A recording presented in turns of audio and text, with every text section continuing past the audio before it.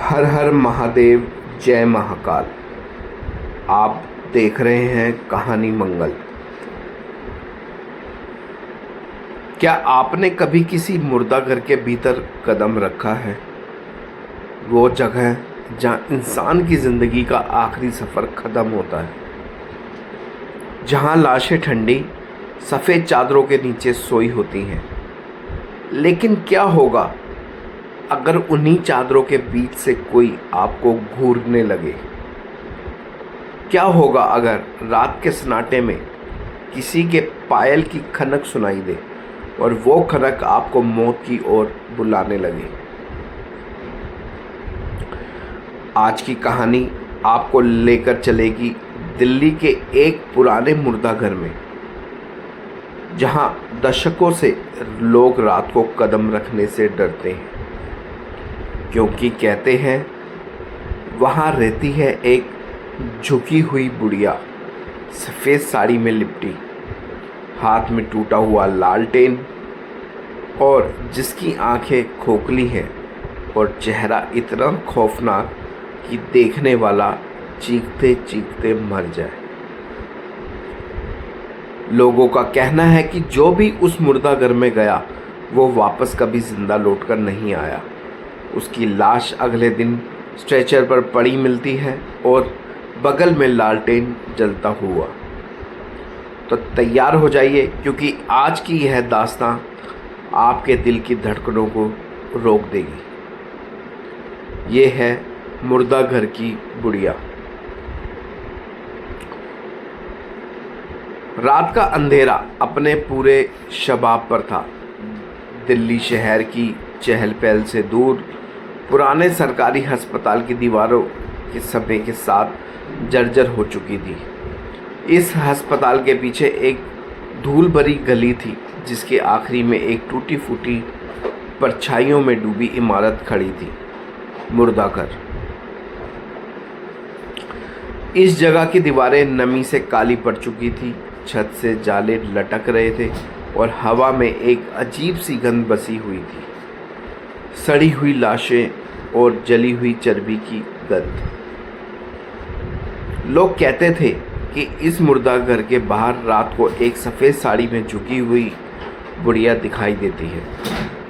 इसके हाथ में टूटा हुआ लालटेन होता है, जिसकी पीली लो उसके खुरदुरे चेहरे को और भयानक बना देती है। गांव वालों की माने तो बुढ़िया कभी जिंदा थी, उसे जिंदा दफना दिया गया था, तभी से उसकी आत्मा मुर्दा घर की रखवाली करती है। जो भी रात में अंदर गया उसकी लाश बाहर मिली। राकेश दिल्ली का मेडिकल छात्र हॉस्टल में अपने दोस्तों के साथ बैठा था। रात का समय था और लड़के डरावनी कहानियों पर चर्चा कर रहे थे। तभी किसी ने कहा, अरे ये सब बकवास है, भूत प्रेत जैसी कोई चीज़ नहीं होती।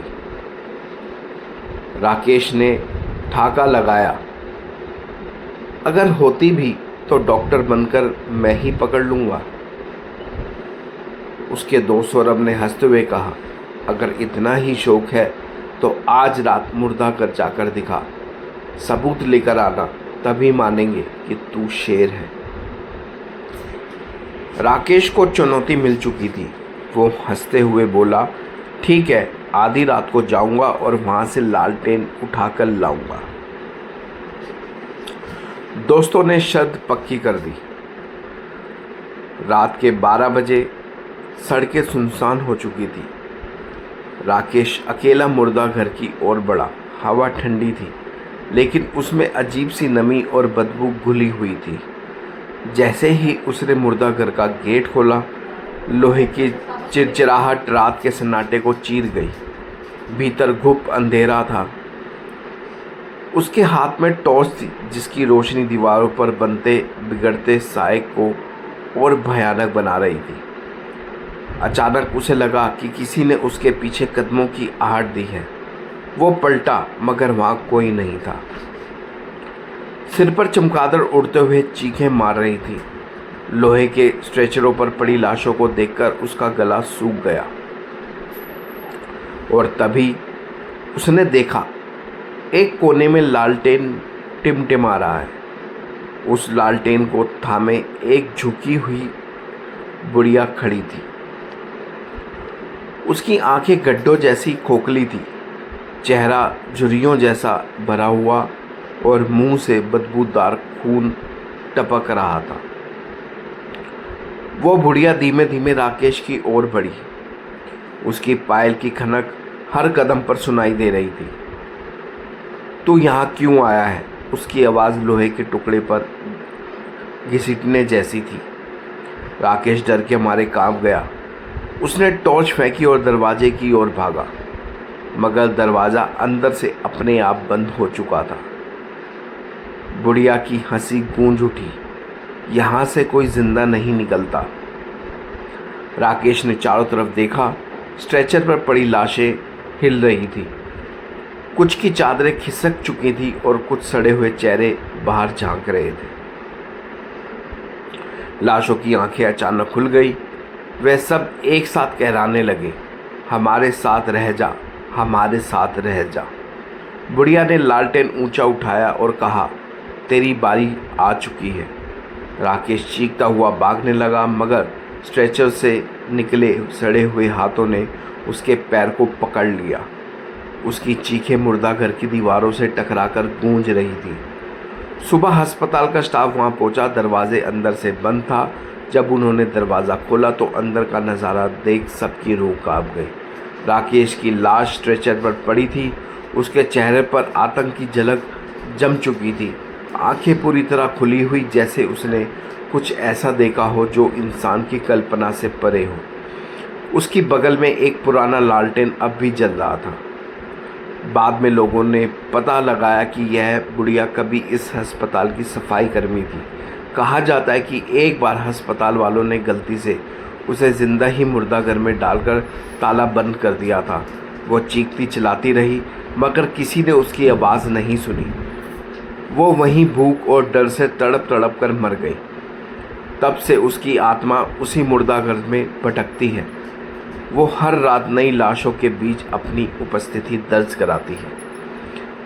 आज भी लोग कहते हैं कि अगर आधी रात को आप उस मुर्दाघर के पास से गुजरें तो उसकी झुकी हुई बुढ़िया लालटेन लिए खड़ी दिखती है। उसकी आंखें आपको घूरती हैं और उसकी आवाज़ कान में गूंजती है, तेरी जगह खाली है, आप बैठ मेरे पास। दोस्तों, ये थी खौफनाक दास्तां मुर्दाघर की बुढ़िया की। कहते हैं कि मौत से डरना बेकार है, क्योंकि मौत तो हर किसी को आनी है, मगर अब मौत एक भटकती आत्मा के रूप में सामने आए तब इंसान की रूह भी कांप उठती है। तो अगली बार जब आप किसी मुर्दाघर के पास से गुजरें, पीछे मुड़कर मत देखिए, क्योंकि कौन जाने वो बुढ़िया आपका ही इंतज़ार कर रही हो। तो दोस्तों, आपने सुनी मुर्दाघर की बुढ़िया की रूह कंपान देने वाली दास्तां। वो बुढ़िया जो कभी इंसान थी, मगर इंसानों की गलती ने उसे मौत से भी ज़्यादा दर्दनाक अंजाम दिया। अब वो आत्मा बनकर भटकती है और अपनी अकेली मौत का बदला हर उस जिंदा इंसान से लेती है जो उसकी चौखट पार करता है। लोग कहते हैं कि आज भी उस मुर्दाघर के पास से गुजरते वक्त ठंडी हवा और झोंका किसी अदृश्य हाथ की तरह आपके कंधे को छूता है, और अगर आपने गलती से पीछे मुड़कर देख लिया तो आपको वही झुकी हुई बुढ़िया लालटेन लिए खड़ी दिखाई देगी। उसकी खुरदरी आवाज़ अब भी गूंजती है, और तेरी जगह खाली है, आप बैठ मेरे पास।